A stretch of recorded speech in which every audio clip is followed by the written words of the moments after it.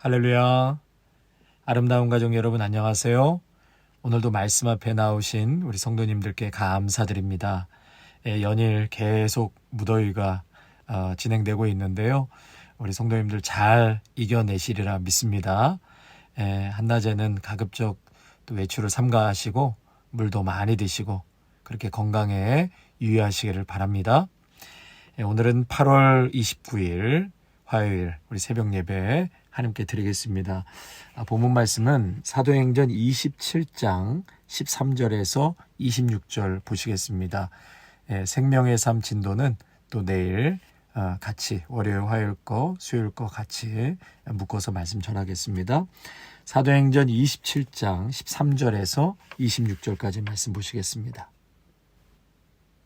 남풍이 순하게 불매 그들이 뜻을 이룬 줄 알고 닻을 감아 그레데 해변을 끼고 항해하더니 얼마 안 되어 섬 가운데로부터 유라굴로라는 광풍이 크게 일어나니 배가 밀려 바람을 맞추어 갈 수 없어 가는 대로 두고 쫓겨가다가 가우다라는 작은 섬 아래로 지나 간신히 거루를 잡아 끌어올리고 줄을 가지고 선체를 둘러감고 스르디스에 걸릴까 두려워하여 연장을 내리고 그냥 쫓겨가더니 우리가 풍랑으로 심히 애쓰다가 이튿날 사공들이 짐을 바다에 풀어버리고 사흘째 되는 날에 배의 기구를 그들의 손으로 내버리니라.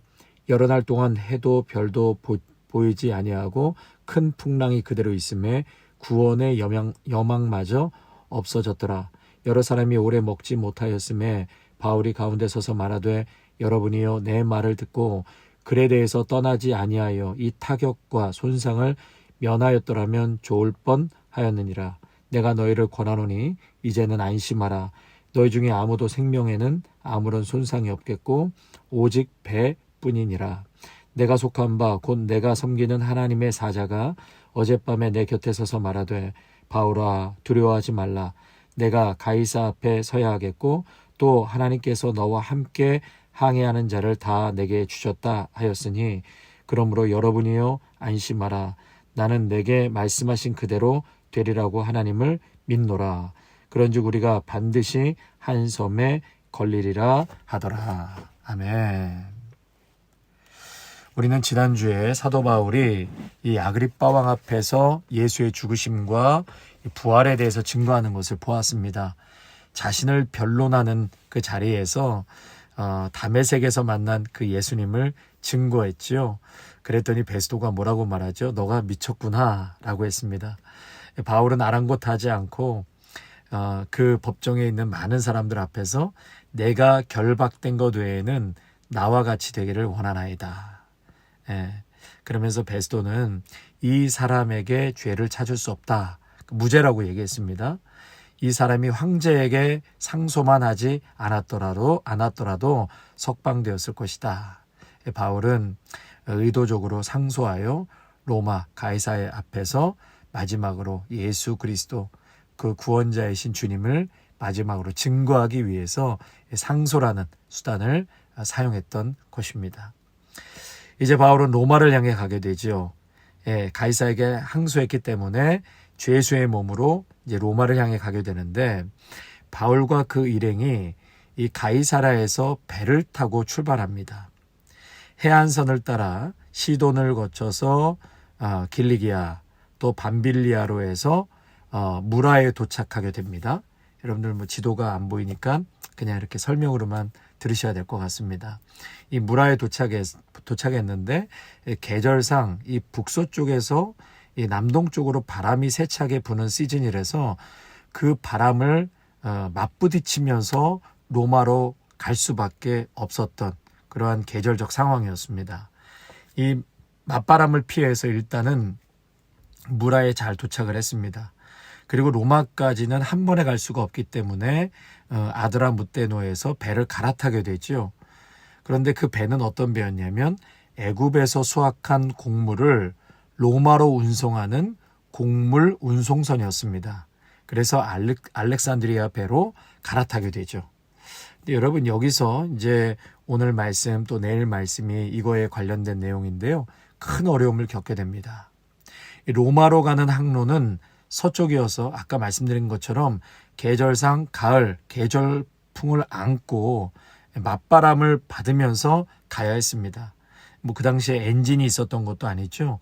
오직 동력이라는 것은 돛을 올려서 바람으로 움직였기 때문에 바람은 운항하는 데 있어서 절대적인 자리를 차지했었던 것이죠.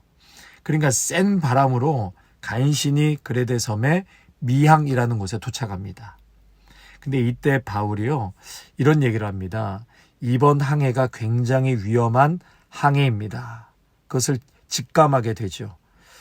여러분, 기도하고 성령께 이끌려 사는 사람은 하나님께서 이렇게 마음에 감동을 주실 때가 있습니다. 환경은 어려워 보여도 할 수 있다. 혹은 하지 말아야 한다. 이렇게 감동을 주실 때가 있다는 것이죠. 바울은 27장 10절에서 이렇게 말합니다. 계속 항해를 하다가는 큰 재난에 빠질 겁니다. 배와 짐이 큰 손실을 입을 뿐만 아니라 우리의 목숨도 위태로울 것입니다. 그러나 백부장이 바울의 말을 듣지 않고 선장과 선주의 말을 더 믿고 따랐다고 했습니다. 백부장이 선장과 선주의 말을 들은 것은 어떻게 보면 당연한 이치죠. 근데 이미 이 백부장이 이 바울에 대해서 대충 어떤 사람이라는 것을 알았을 텐데 한 번쯤 바울이 이렇게 말했을 때 이 대목에서 좀 바울의 말을 진지하게 귀를 기울였다면 얼마나 좋았을까, 그런 생각을 해보게 되죠. 성도 여러분, 이 세상 이치와 질서도 잘 보셔야 합니다. 그러나 믿음의 성도는 세상 질서 위에 성령께서 역사하시는 하늘의 질서, 하늘의 이치가 있습니다. 아무리 세상 이치대로 살려고 해도 하나님께서 위에서 풀어주시지 않으면 안 됩니다. 아무리 세상 이치가 안 풀려도 하나님께서 위에서 풀어주시면 한순간에 풀어지는 것이죠. 그러므로 세상 이치, 세상 질서도 잘 알고 계시되 그 위에서 모든 것을 역사하시고 주관하시고 움직이시는 하나님의 질서에 바울처럼 민감하시기를 축원합니다. 선장과 선주의 말만 듣지 마시고 성령님의 음성에 매일 귀를 기울이시기를 바랍니다. 여러분, 그러기 위해서는 아침에 눈을 뜨자마자 어떻게 해야 되죠? 잠깐이라도 기도로 꼭 시작하셔야 합니다. 또 중간중간에 바쁘게 일을 하시더라도 내 속으로는 성령님께 기도하는 것이죠. 성령 하나님, 오늘도 도와주십시오. 이 만남 가운데, 이 행사 가운데, 이러한 일 가운데 하나님께서, 성령님께서 주관자가 되시고 우리의 만남을 축복하여 주시옵소서. 이렇게 여러분, 기도하고 의탁하는 것과 그렇지 않은 것과는 하늘과 땅 차이입니다. 그래서 여러분, 늘 성령님의 도우심을 구할 수 있는 기도가 여러분의 일상이 되시기를 바랍니다. 그러면 그 선택이 옳을 뿐만 아니라 하나님께서 선한 길로 인도하여 주십니다. 이제 결국 이 알렉산드리아 배는 출항을 결정하죠. 출항을 결정합니다. 이때 시기가 출항할 수 없는 겨울 시즌으로 접어들었기 때문에 학자들은 당시 출항하지 말았어야 했던 시즌이라고 말합니다. 그렇기 때문에 결국 이 배가 절체절명의 상황에 직면하게 되죠. 굉장히 무리한 그런 출항이었습니다. 그렇다면 여러분, 이들이 왜 이렇게 무리하게 출항을 결정했을까요? 이 배가 이제 중간에 유라굴로라는 광풍을 만나게 되는데 이 광풍에 휘말려서 걷잡을 수 없게 배가 막 떠내려갑니다. 그 배에는 276명의 사람들이 타고 있었는데요. 얼마나 폭풍이 심했는지 낮에도 해가 보이질 않고 소망의 여명이 조금도 보이지 않아서 사람들이 두려움과 공포에 새파랗게 질려 있었습니다. 아무것도 음식을 먹을 수가 없었고 죽음만을 기다리고 있었던 것이죠. 그렇게 14일간을 바다 위에서 사투를 벌이다가 마침내 모래 언덕에 배가 걸리게 되면서 더 이상 앞으로 나갈 수가 없고 또 큰 파도에 배가 계속 뒷부분을 부딪히게 되니까 배가 결국은 박살이 나게 됩니다. 배는 완전히 파손되고 사람들은 바다에 다 빠지게 됩니다. 그러나 이러한 절체절명의 위기 속에 276명, 머리털 하나 상하지 않고 한 명의 희생자 없이 다 살아남게 됩니다. 할렐루야. 여러분, 당시의 배경을 잠깐 좀 말씀드리고 싶습니다. 아까도 말씀드린 것처럼 알렉산드리아 배는 이집트의 곡물을 로마까지 수송하는 화물선이었습니다. 로마는 엄청난 수의 노예들이 있었잖아요. 그래서 많은 식량이 필요했고 이 식량의 상당 부분을 이집트에서 밀을 수입하여 충당하였기 때문에 로마에 밀을 수출하는 주요 항구가 바로 알렉산드리아였습니다. 당시에 이집트는 연간 13만 3천 톤, 13만 3천 톤의 밀을 로마로 수출했다고 그래요. 이집트의 밀 수확은 대략 5월에 끝이 나고요. 이제 그때서부터 밀을 추수하고 건조시켜서 로마로 수출했다고 합니다. 이 수출 시기를 놓치게 되면 겨울 동안 밀을 저장해 놓았다가 4월이나 6월 사이에 이제 수출하게 되는데 운이 좋으면 밀 수송선이 알렉산드리아와 로마를 한 2번 정도 왕복할 수 있었다고 합니다. 사도 바울이 탄 이 배는 아마도 2번째 왕복하고 있었던 수송선이라고 할 수 있습니다. 당시에 지중해의 항해 시기가 대체로 9월 14일 이후부터 대속죄일 전후로 해서 이제 겨울을 끝나기까지 한 2월 중순까지는 항해를 금지했다고 그래요. 맞바람을 받으면서 가기 때문에 굉장히 위험했고 또 겨울 시즌이기 때문에 9월 14일 혹은 10월 한 5일 이후부터 2월 중순까지는 출항을 금지했다고 합니다. 그런데 지금 이 금식하는 절기가 이미 지났다라고 말씀하고 있는데 그것을 볼 때 속죄일인 10월 5일, 속죄일이 10월 5일이었기 때문에 결국은 배가 무리하게 출항했다라는 것을 알 수 있습니다. 성도 여러분, 그렇다면 이 알렉산드리아 배는 왜 이렇게 무리하게 출항을 하게 되었습니까? 선장과 선주의 입장에서 중간에 배를 정박하고 겨울을 나기까지 기다리게 된다면 그 손해가 엄청났을 것입니다. 한 번이라도 더 가야 큰 돈을 벌 수 있기 때문이죠. 여러분, 세월호도 불법으로 589톤의 시설물을 증설했다고 그래요. 몇 년 후에 5층을 증축하면서 239톤의 객실을 추가로 증축했다고 합니다. 또 당시의 짐도 과적 기준치의 3배 이상의 화물차와 컨테이너를 실었다고 해요. 더 벌기 위해서 변침, 증축, 과적, 이 중요한 침몰 요인 중에 하나였다고 합니다. 1995년 6월 29일 서초동에 삼풍백화점 붕괴가 됐죠. 여러분, 삼풍백화점이 왜 붕괴가 되었습니까? 정상적으로 들어가야 할 철근이 돌멩이와 쓰레기로 메꿔지고 백화점으로 용도를 변경한다고 중간에 기둥들을 다 없애버렸죠. 그리고 중간에 에스컬레이터를 크게 놨습니다. 맨 위층에는 식당들이 들어서면서 매우 무거운 주방 도구들이 들어가게 됩니다. 결정적으로요, 이 에어컨 대형 실외기 6기가 이 백화점 옥상에 있었는데 그 실외기 한 기를 옮길 때마다 대형 크레인을 이용해서 그 실외기를 들어서 다른 곳으로 이동해야 되는데 비용이 많이 드니까 바닥에 롤러를 깔아 밀어서 움직이다 보니까 수십 톤이 되는 것이 움직이면서 옥상을 주저앉게 했고 건물 전체에 심각한 균열을 가져오게 되었다고 합니다. 성도 여러분, 이 세 사건의 공통점은 모든 것이 인간의 탐욕 때문이었다라는 것입니다. 인간의 탐욕이라는 죄가 배를 침몰하게 했고 백화점도 무너지게 한 것이었습니다. 하나님께서는 이사야 57장 17절에 이사야에게 이스라엘 백성의 탐심의 죄악 때문에 노하셔서 그들을 치셨다라고 말씀하셨고요. 디모데 6장 9절에서 11절에 보면 부하려 하는 자들은 시험과 올무와 여러 가지 어리석고 해로운 욕심에 떨어지나니 곧 사람으로 파멸과 멸망에 빠지게 하는 것이라.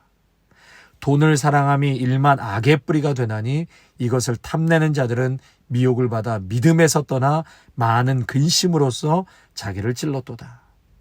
사도 바울은 골로새서 3장 5절에 탐심은 우상숭배다라고 정의하였습니다. 성도 여러분, 탐심은 꼭 물질만을 말하는 것이 아닙니다.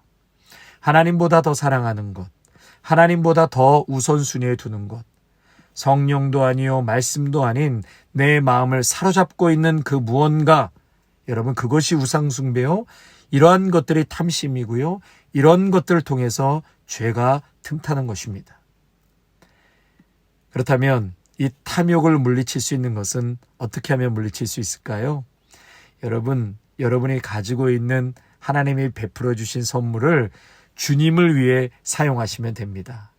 물론 여러분들도 누리시지만 나만 누리는 것이 아니라 주를 위해 사용하시게 될 때 우리는 이 탐욕으로부터 자유롭게 될 줄로 믿습니다. 물질도 주를 위해 사용하시고 건강도 주를 위해 사용하시고 시간도 여러분의 열정도 주를 위해 사용하시기를 바랍니다. 특별히 이웃을 위해서 영혼 구원을 위해 나에게 주신 모든 재능과 선물을 적극적으로 사용하신다면 사람을 죽이는 유라굴로 광풍이 아니라 사람을 살리는 성령의 광풍이 불어올 것입니다. 아멘. 부흥의 바람이 불어올 것입니다. 아멘. 여러분 생각만 해도 온몸에 전율이 오지 않습니까? 죽은 자를 살리고 잠자는 영혼을 깨우고 어떻게 해서든지 영혼 구원을 위해서 나에게 베풀어 주시는 많은 선물과 은혜를 사용할 때 여러분 바로 그때 이 탐욕이라는 것과는 거리가 먼 삶을 살아가게 되는 줄로 믿습니다.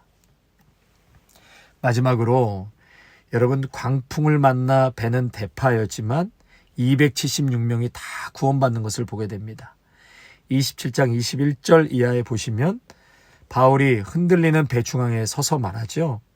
여러분, 제가 크레타 섬에서 항해하지 말라고 충고했을 때 그 말을 들었다면 좋았을 것을. 그러나 이제 내가 여러분에게 당부합니다. 여러분 가운데 아무도 목숨을 잃지 않고 배만 손상될 것이니 안심하시기 바랍니다.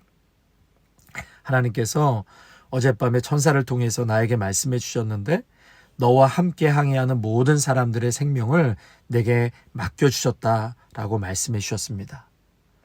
여러분 안심하십시오. 나는 하나님을 믿으니 내게 말씀하신 대로 이루어질 것입니다. 그러니 더 이상 두려워하지 말고 음식을 먹으십시오. 사랑하는 성도 여러분, 우리에게도 이러한 믿음이 있으시기를 바랍니다. 우리가 실수할 때가 얼마나 많습니까? 눈이 어두워서 넘어지고 잘못된 결정을 내릴 때가 옳은 결정을 내릴 때보다 훨씬 많습니다. 그럼에도 불구하고 하나님은 우리의 실수와 잘못을 용서하시고 그 실수를 바꾸어서 선한 길로 인도하여 주십니다. 절대로 인과응보대로 갚아주시는 하나님이 아니시죠. 그래서 우리 예수님은 사랑의 예수님이십니다. 잘못된 판단도 바울 한 사람으로 인해서 선하게 인도하시고 역사하여 주시는 것처럼 악을 선으로 바꾸사. 여러분 요셉이 고백하잖아요. 당신들은 나를 해하려 했지만 하나님은 그것을 선으로 바꿔주셨습니다. 오늘도 선으로 바꾸시는 하나님이십니다. 우리의 실수와 우리의 잘못된 판단을 선으로 바꾸셔서 역사하시는 하나님이신 줄로 믿습니다. 예수님으로 인해서 우리의 실수와 허물을 용서하시고 덮어주시는 하나님. 마침내 276명 전원을 다 구원하여 주신 그 은혜가 여러분의 삶 속에 여러분의 가정 가운데 앞으로 충만하게 일어날 것입니다. 아멘. 하나님 아버지 감사합니다. 바울은 예수 그리스도의 그 생명을 전하기 위해서 로마로 그 배를 타고 가고 있습니다.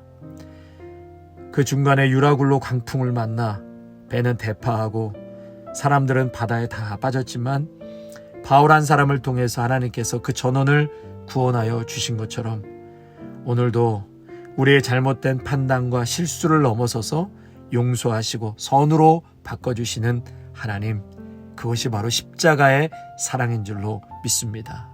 오늘도 그 믿음으로 안심하고 살아가게 하여 주시옵소서.